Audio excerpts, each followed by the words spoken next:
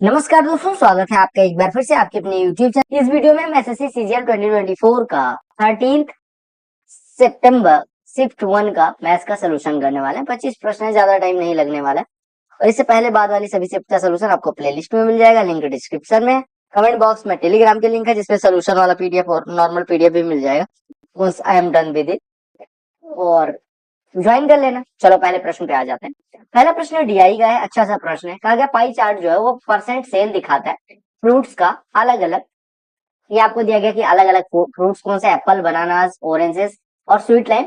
इसमें दिया गया कि 1200 फ्रूट सेलर है, यानी कि फ्रूट सेलर द्वारा 1200 फ्रूट अगर सेल किए जाते हैं तो आपको कंबाइंड सेंट्रल एंगल बताना है ऑरेंजेस और एप्पल्स का। कुछ भूल जाओ, ऑरेंजेस और एप्पल को देखो, ऑरेंजेस ये वाले हैं 30%, एंड अगर हम एप्पल्स की बात करें तो ये वाले हैं, कौन से वाले, ऑरेंजेस हो गए। और एप्पल्स कौन से हैं, ये कलर थोड़ा सा मिटाना पड़ेगा, हाँ ब्लू वाला एप्पल्स है, यानी कि ये एप्पल्स है। यानी कि आपको 50% दिया गया, 50% ऑरेंजेस और एप्पल मिला के आए, ठीक है, ऑरेंज और एप्पल मिला के 50%। आपको पता पूरा डिग्री 360 होता है तो उसका 50% कितना हो जाएगा, 180 degree. There is nothing to do with ये जो आपको कितना बेचा गया कितना नहीं बेचा गया, परसेंटेज से काम चल जाता है। ये सोल्यूशन निकालना है इसका। अब देखो ये प्रश्न इतना बड़ा नहीं था कि इसके लिए ज्यादा जगह दी जाए, बट हाँ एग्जाम में मैं जब भी जगह आपको यहाँ पे कम या ज्यादा देता हूँ तो एक चीज याद रखना है कि मैं हमेशा कोशिश करता हूँ कि आपको एग्जाम में कितनी कम जगह यूज करनी है किस प्रश्न के लिए वो जरूर बता पाऊँ, को इसमें सेटिस्फाई करवाना है। अब देखो इसको एक तो तरीका है कि हम इसको सॉल्व कर डालें, दूसरा तरीका क्या है कि देखो अगर मैं इसको और इसको जोड़ू तो क्या आ जाएगा, जोड़ते हैं 7x plus 7y minus 8z minus 4z यानी minus 12z is equal to, और इधर देखो 7x minus 9y plus z is equal.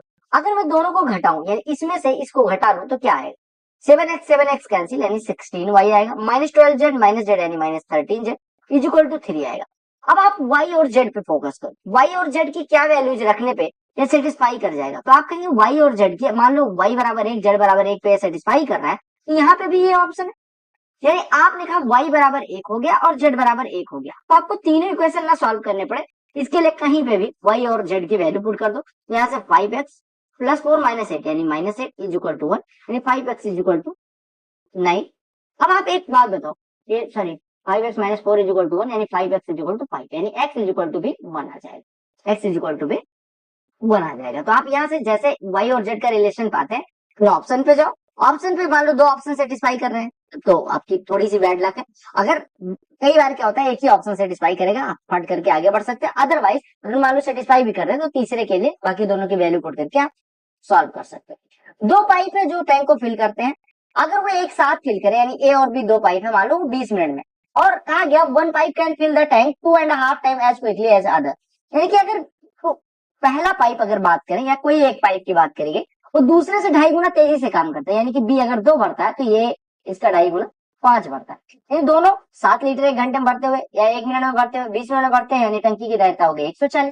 और आपसे कहा गया कि अगर फास्टर पाइप को अकेले भरना हो यानी 5 वाले को अकेले भरना हो 140 तो कितनी देर में भर देगा, आप कहेंगे 140/5 यानी 28 मिनट की आवश्यकता होगी, ठीक है। तो आगे एक इलेक्शन होता है आर और एस के बीच में, एस जो है 110% वोट पाता है, आर जो है 110% वोट पाता है एस का। देखो आर और एस की बात की अगर 110% पाता है यानी कि हम कह सकते हैं कि अगर ये 100 पाता है तो ये भाई साहब 110 पाते हैं, and S beats S by 770, यानी आप देखो ये 110 वोट पाता है, मान लो ये 100 वोट पाता है, दोनों का डिफरेंस 10 और 10 ना होके डिफरेंस कितना है 770, यानी 10 बराबर 770। तो कहा टोटल नंबर ऑफ वोट्स निकालने, अगर 10 बराबर 770 तो टोटल वोट्स कितने हैं 210, तो 210 कितना हो जाएगा 21 से गुणा कर देंगे, यानी 21 से गुणा करोगे तो 21 0 0 21 7 147 हासिल आई 14, 21 7 147 और 14 161 70 हो जाएगी। ये जो टेबल है वो मार्क्स ऑब्टेन्ड बाय एक स्टूडेंट क्लास 9th में अलग अलग सब्जेक्ट में अलग अलग मार्क्स पाता है। वो कहा परसेंटेज निकालना, परसेंटेज के लिए सबको जोड़ोगे और किससे डिवाइड करोगे, जितने नंबर आप देखो आप कह रहे हो 100 एक सब्जेक्ट का मार्क्स है तो 500 से डिवाइड कर दोगे 5 सब्जेक्ट और 100 से गुणा कर दोगे। तो आप ये निकालने के लिए मैं क्या कहूंगा यहाँ का 3 उठाओ और यहाँ 3 जोड़ दो, तो ये 81 हो गया। यहाँ का 5 उठाओ और यहाँ 5 जोड़ दो यानी 86 हो गया, यानी 4 कम है अदरवाइज 90 होता, तो 4 को 5 में डिवाइड कर दो यानी 0.8 कम 90 से, यानी कि आपका कितना हो जाएगा 88.2। देखो अगर सब जगह 90 90 होता तो 90% उसका हो जाता, लेकिन 90 से 4 कम है यानी हम कह सकते हैं ये सब 90 बनाते लेकिन -4 को 5 से डिवाइड करेंगे यानी 0.8% कम, यानी कि आपका कितना हो जाएगा 89.2%, राइट। तो क्या हाइट निकालनी है कोनिकल वाटर टैंक की जिसकी रेडियस इतनी है, वॉल्यूम इतना है। देखो कोन का वॉल्यूम क्या होता है, 1/3 पाई 22/7 और R स्क्वायर, R आपको दिया गया, रेडियस 70 यानी कि 70 गुणे 70 और गुणे H ये निकालना है, ये बराबर दिया गया 46,200, राइट। कुछ भी नहीं करना, 3 से तो कुछ कट नहीं रहा, 3 को इधर भेज देंगे और 7 से ये 70 का 10 कट गया, ठीक है 10 आ गया। एक जीरो से यहाँ से एक जीरो हटा, दूसरे जीरो से ये दूसरे जीरो हटा। 7 से अगर हम इसको काटें तो 7 छके 42 और 7 छके 42 हो जाएगा, 22 से कटेगा 22 तिया 66 हो जाएंगे, यानी H बराबर 3 तिया 9 हो जाएगा। लगे एक क्वार्टर सर्कुलर पिज्जा का रेडियस इतना था और रिमूव कर दिया गया होल पिज्जा से, तो पेरीमीटर रिमेनिंग पिज्जा का बता। तो ये प्रश्न अच्छा है, ऐसा प्रश्न जब पूछा जाता है तो आपसे कॉन्सेप्ट चेक करते हैं, बाकी इसमें तो कुछ होता नहीं, ऐसा कुछ तो है नहीं कि आपसे नहीं होगा। देखो ये मान लो कोई पिज्जा, इसमें 4 क्वार्टर मतलब 4 पार्ट में इस तरह, हालांकि ऐसे नहीं बनेगा, मान लेते हैं ये इस तरह से 4 क्वार्टर थे, ठीक है।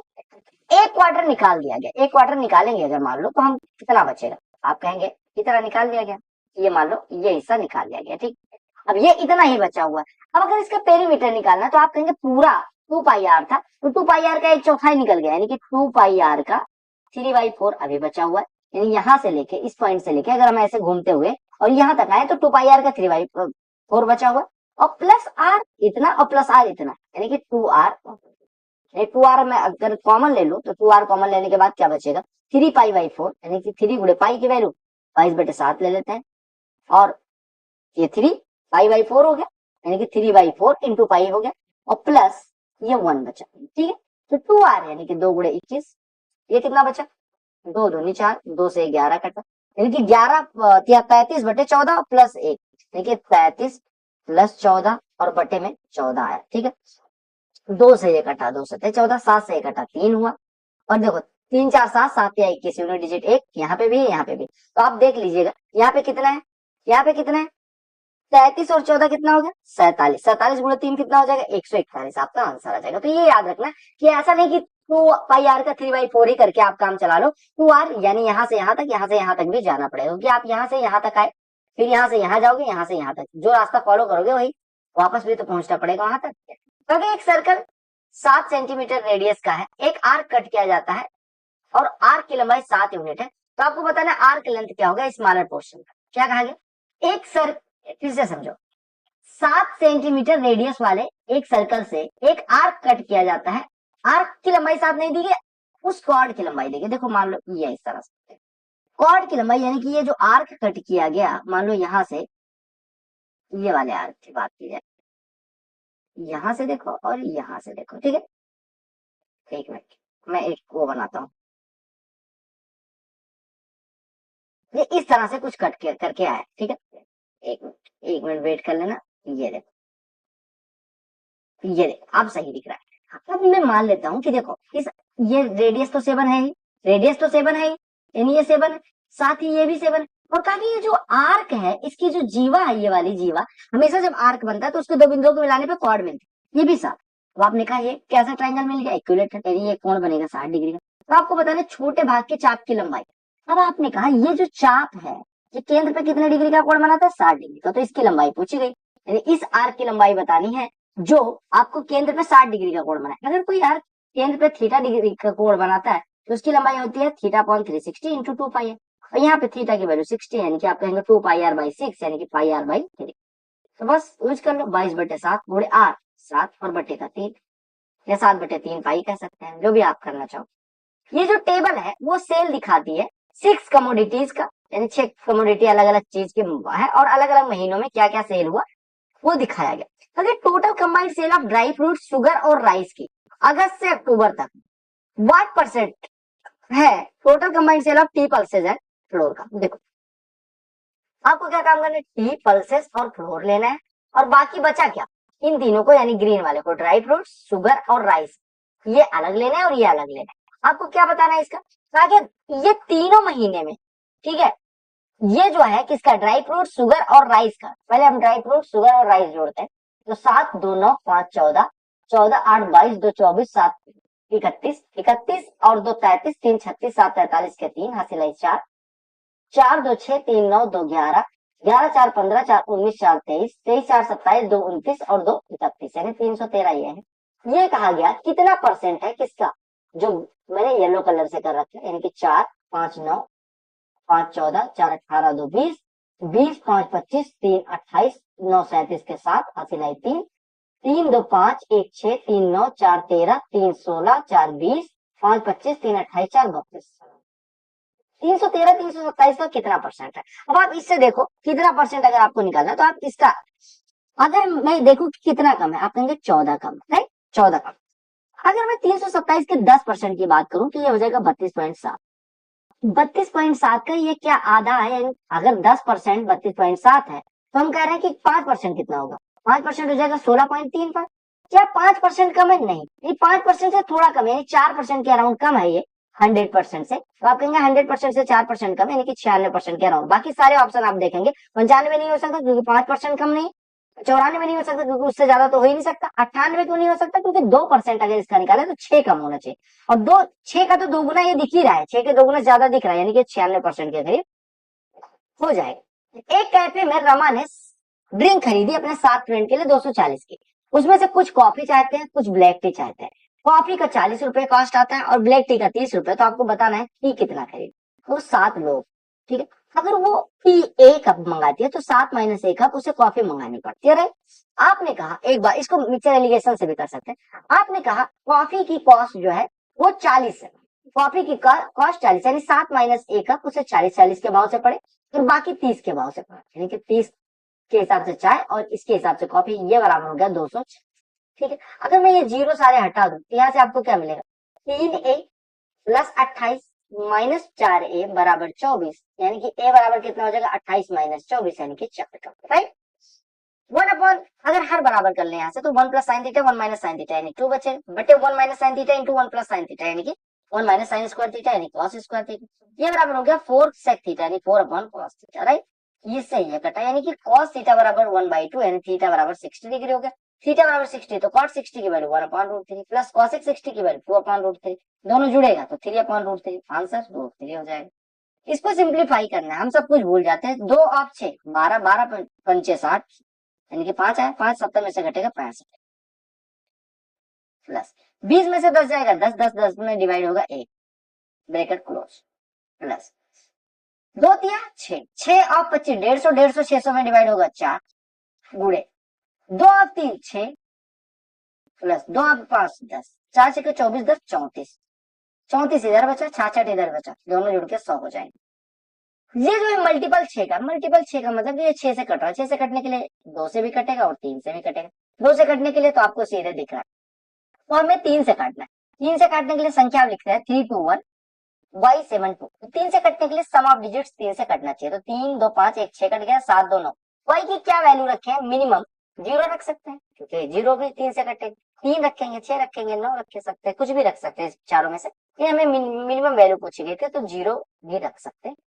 बार ग्राफ जो टर्नओवर दिखाता है 5 कंपनी का अलग अलग सालों में, ठीक है, HDFC का, GM का, हीरो का, LG का, BPL का। What about the difference between the average sale turnover of all the companies put together between the year 2018-19 and 19-20, यानी 18-19 और 19-20 का डिफरेंस बताना। 18-19 और 19-20 यानी 18-19 आपको फोकस करना है और 19-20 पे। 18-19 कौन सा, ऑरेंज वाला, ठीक है, ऑरेंज वाले पे फोकस करना है। 18-19 यानी कि हम यहाँ से उठाए 250, यहाँ से उठाए 350, 600 हो गया, 600 और ये 275 875 हो गया, 875 और ये 200 1075 हो गया, 1075 और 400 1475 ये हो गया। और अगर मैं इसकी बात करूं तो 300 ये हो गया, 300 250 550 ये हो गया, 550 300 850 ये हो गया, 1150 हो गया और 1150 और 350 यानी कि 1500 हो गया। तो डिफरेंस निकालना था, तो पहले आप डिफरेंस निकाल के एवरेज ले लो या फिर हम एवरेज लेके डिफरेंस निकालें। एवरेज निकालने के लिए 5 से डिवाइड करोगे इसमें, 5 से डिवाइड करोगे इसमें और फिर डिफरेंस ले लो, या फिर आप क्या काम करो दोनों का डिफरेंस लो। 25 है, 25 को 5 से डिवाइड कर दो तो वही एवरेज के बीच का डिफरेंस हो जाएगा। ताकि प्रणव जो है इतना रुपया उधार लेता है, ऐसा प्रश्न मैंने आपको करवा रखा है कि इतना रुपया 10% सिंपल इंटरेस्ट पे उधार लेता है, पहले साल के अंत में वो इतना पे करता है और फिर वो सेकंड साल के अंत में पूरा धन चुकाना चाहता है तो उसे कितना पे करना है। देखो सिंपल इंटरेस्ट पे बात ये होती है कि अगर आप कोई धन पे करके आते हो एक साल के अंत में तो वो मूलधन में से घटते हैं। लाइक क्या होता है कि 6,23,305 रुपए मान लो उसने उधार लिया या लोन लिया, अब 10% इंटरेस्ट यानी पहले साल इस पे 10% पड़ेगा यानी कि 62,330 रुपए 50 पैसे उसका ब्याज हो गया। लेकिन क्या होता है कि वो जब अगला साल होता है तो वो कितना जाता है, 16,390 रुपए पे कर देता है। यानी अब उसका अगले दूसरे साल के लिए मूलधन कितना बचेगा, ये 5 हुआ, ये बचा 10 में से 9 जाएगा 1 होगा, 12 में से 3 जाएगा 9 होगा, यहाँ पे 12 में से 6 जाएगा 6 होगा, यहाँ पे 0 हो जाएगा और यहाँ पे 6। तो इस पे 10% लगेगा। इस पे 10% ब्याज लगने का मतलब क्या हुआ कि 60,691.50 इधर। यानी जब दूसरे साल के अंत में जाएगा तो उसे कितना पे करना रह जाएगा, आप कहोगे ये पे करना रह जाएगा पहले साल का ब्याज, प्लस उसको और क्या पे करना रह जाएगा, आप कहोगे उसको ये वाला दूसरे साल का ब्याज, और ये मूलधन जो बचा हुआ, ये 3 चीजें पे करनी रहेंगे। तो आपने कहा टोटल कितना पे करेगा, पहले हम ब्याज जोड़ लेते हैं, तो ये जुड़ेगा तो 1 1 2 हो जाएगा, तो 50 पैसे 1 रुपया बन जाएंगे, 3 9 12 हो जाएगा, 3 6 9 1 10 हो जाएगा, और 2 1 3 हो जाएगा, और 6 6 12, यानी कि 1,23,022 ब्याज, और इसमें इतना रुपया मूलधन। तो हम इसमें जोड़ लेते हैं 1,23,022, हम जोड़ेंगे तो ये 37 हो जाएगा, ये 900 हो जाएगा, ये 9 हो गया, 2 हो गया, 7 हो गया, यानी इतना रुपया पे करना पड़ेगा। एक शॉप के ऊपर 2 टाइप के राइस, 250 रुपए पर 5 केजी वाला और 280 रुपए पर 5 केजी वाला 7:8 के रेशियो में मिला, यानी एक 50 वाला है और एक 56 वाला। इसको 7:8 के रेशियो में मिलाता है तो आपको नेट कॉस्ट बतानी रिजल्टेंट मिक्सचर। तो अगर ये 7 किलो, सिंपल सी बात है मेरे भाई, आप ऐसा करो, देखो अभी तक मैं कहता था 50 का 7 किलो, 56 का 8 किलो टोटल मूल्य, बेटे टोटल वजन डाल दोगे तो आपको एवरेज मूल्य। लेकिन अब की बात थोड़ा अलग करते हैं। देखो अगर मैं डिफरेंस लूं तो ये 56 और 50 का डिफरेंस 6, रेशियो में डिफरेंस 1, यानी 1:6 के बराबर, 1:6 के बराबर है। अच्छा सॉरी, क्या काम करते हैं, यह डिफरेंस लेते हैं 6 और रेशियो को जोड़ लो, 7 और 8 15, यानी 15 रेशियो को अब 6 के रेशियो में, मतलब 15 रेशियो को 6, 15 रेशियो बराबर 6 लेते हैं, यानी एक रेशियो बराबर कितना हो गया 0.4। यहाँ पे 7 रेशियो यानी कि 2.8, और यहाँ पे 8 रेशियो यानी कि 3.2, यानी 50 में कोई चीज, किसी चीज में से 50 घटाई जाती है तो 3.2 आता है, तो ये 53.2, या हम कह सकते थे 56 में से कोई चीज घटाई जाती है तो 2.8 बचता है, तो कितना होगा 53.2। तो यही आपका मिक्सचर एलिगेशन से हमने कर लिया है इस प्रश्न। साइन 31 बराबर इतना तो कॉट 59, तो साइन 31 अगर इतना है तो कॉस, ऐसे देखो साइन 90 माइनस 59 कितना हो जाएगा, इसको हम लिख सकते हैं अल्फा ही, क्योंकि साइन 90 माइनस कुछ भी हम चेंज नहीं, साइन 90 माइनस थीटा कितना हो, यानी कि कॉस 59 बराबर अल्फा।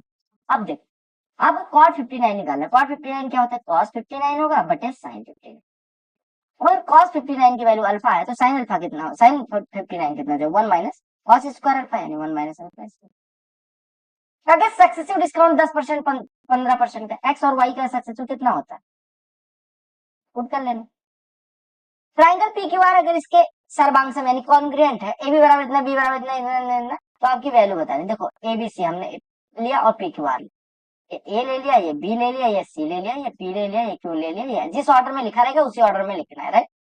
ए बी बराबर 6 है तो पी क्यू बराबर 6 हो जाएगा, बी बराबर 50 अंश है तो ये वाला भी 50 अंश हो जाएगा, और ए बराबर 70 अंश है, ये 70 हो गया, 50 हो गया, तो ये भी 70 हो जाएगा, ये 60 हो जाएगा, क्योंकि ये 70 है, 50 है तो ये 60, ऐसे ये 60। आपसे कहा कौन सा स्टेटमेंट सही है, पहला वाला। एक वस्तु को 2.5%, 250% लाभ पे बेचा, 250% लाभ का मतलब क्या होगा, 2 खरीदा गया, 2 का मतलब सीपी 2 है, तो 250%, 2.5 गुना लाभ, यानी कि प्रॉफिट हो गया 5 का, यानी कि सेलिंग प्राइस कितना हो गया 7। अगर इसके क्रय मूल्य और विक्रय मूल्य का अनुपात क्या, क्रय मूल्य कितना है 2 और सेलिंग प्राइस कितना है 7। अगर ए और बी सेंटर है, 2 सर्कल की रेडियाई इतनी इतनी है, जहां पे ए बी बराबर इतना, देखो 2 सर्कल है, इनके केंद्रों के बीच की दूरी इनकी त्रिज्याओं के योग से दूर है। तो आपसे कहा गया कि if C is the center of another circle of radius r centimeter which touches each of these above externally, AC भी बराबर 90 डिग्री, तो r की वैल्यू, देखो एक सर्कल और है जो इन दोनों को टच करता है। अब आप एक चीज देखो, अगर इनके सेंटर को मिलाया जाए, ये ए था, एक मिनट, ये देखो, अगर मैं मानू ये ए था, ये बी था, ये सी, आपको दिया गया ए सी बी 90 डिग्री है, 90 डिग्री होगा। आपको पता है कि इसकी त्रिज्या कितनी थी, इसकी त्रिज्या भाई साहब 2 थी, इसकी भाई साहब, या उल्टा लिख रहा है, इसको 1 मान लेते, इसको 2 मान लेते, ये आर है, ये आर है, और ए बी इनके केंद्रों के बीच की दूरी 5, तो आप आर की वैल्यू निकालना चाहते हैं, तो आप ऐसे कह सकते हैं ना, देखो सब कुछ भूल जाओ, आप ये निकालो कि पाइथागोरस लगा दो, पाइथागोरस लगाओगे तो r+1 का स्क्वायर, r+2 का स्क्वायर बराबर 5 का स्क्वायर, यानी आपने कहा r+1 का स्क्वायर प्लस r+2 का स्क्वायर बराबर 5 का स्क्वायर। तो आप देखो 3 का स्क्वायर प्लस 4 का स्क्वायर बराबर 5 का स्क्वायर होता है, तो r बराबर क्या 2 सेटिस्फाई कर रहा है, तो r बराबर 2 हो गया। सिंपल सी बात थी, इसमें ज्यादा दिमाग नहीं लगाना। p इंटू इतना बराबर इतना, p की वैल्यू निकालनी, यानी p इंटू √3 प्लस cot 30 की वैल्यू कितनी होती है, 1/√3 का अपोजिट। बराबर 10 क्यूब 60 यानी कि √3 का क्यूब 3 √3 माइनस 2 इंटू साइन 60 2 गुणे √3/2 यानी कि √3। तो आपका हो गया p times of p into 2√3 बराबर 2√3। तो p बराबर कितना होगा? क्लियर हो गया। ए रेशियो भी दिया कि बी रेशियो, अब इससे आसान क्या होगा? ए बी का रेशियो 6 8, बी सी का रेशियो 5 10। यहाँ खाली स्थान 8 का कब्जा, यहाँ खाली स्थान 5 का कब्जा, खड़ा खड़ा गुणा। अब खड़ा खड़ा गुणा करने से पहले आप एक चीज ध्यान रखना, कोई कॉमन फैक्टर तो नहीं, 5 से हर जगह कट रहा है। हो गया 2 से काट देते हैं, 2 से 4 हुआ, 2 से 3। अब खड़ा गुणा करो तो 3 इधर हो गया, 4 इधर हो गया और 8 इधर हो गया। अगर एक जो बोट है वो 78 किलोमीटर अप स्ट्रीम और बैक 32 घंटे में आ जाती है, तो अगर कोई चीज जाती अप स्ट्रीम है तो वापस डाउन स्ट्रीम आएगी। ये बराबर आपको दिया गया 32। 15 किलोमीटर अप स्ट्रीम और 52 किलोमीटर डाउन स्ट्रीम, ये 9 घंटे में आती है। तो आपको बताना है बोट को 12 घंटे स्टिल वाटर में, यानी कि बोट की स्पीड से 12 घंटे में कितनी दूरी कवर कर लेगी, यानी 12 गुणे बोट की स्पीड, ये निकालनी है आप। देखो अगर मैं सॉल्व करूं, यहाँ से 15 है, यहाँ पे क्या सॉल्व होता दिख रहा है? देखा यहाँ पे 52 है, यहाँ पे 78, 26 का 2 गुना, 26 का 3 गुना, तो यहाँ पे 2 से गुणा करते हैं, यहाँ पे 3 से गुणा करते हैं और घटा लेते हैं। 2 गुणे 78 156, 156 में से 45 घटेगा 111 बटे यू। यहाँ पे ये दोनों कट जाएंगे, बराबर 64 माइनस 27, 64 माइनस 27 कितना हो जाएगा? 37। यानी अप स्ट्रीम स्पीड कितनी हो जाएगी? 111 बटे 37 एमपी। अगर अप स्ट्रीम स्पीड यहाँ पे रखें तो 78 बटे 3 26, 26 प्लस 78 बटे डी बराबर 32, यानी 78 बटे डी बराबर कितना मिल जाएगा? 6। यानी डी बराबर कितना हो जाएगा? डाउन स्ट्रीम स्पीड कितनी हो जाएगी? 13। अब यहाँ से बोर्ड की स्पीड कितनी हो जाएगी? Up stream plus down stream by 2 यानी कि 8 हो जाएगी। अगर बोर्ड की स्पीड 8 है तो 12 घंटे में कितना दूरी ट्रेवल करेगी? 96। सिंप्लीफाई करना है, A cube plus B cube plus C cube क्या होता है? 3abc। कब? जब a plus B plus C बराबर 0। अगर a plus B plus C बराबर 0 हो तो A cube plus B cube plus C cube बराबर 0, मतलब 3abc। तो आपने कहा यहाँ पे x minus Y Y minus Z Z minus X को जोड़ोगे तो वही बात बनेगी, यानी आपको ऊपर लिखा हो 3 टाइम्स ऑफ एक्स एबीसी, यानी कि 3 times of x minus Y Y minus Z Z minus X, ये कट जाएगा, यानी आपका आंसर 3 आ जाएगा।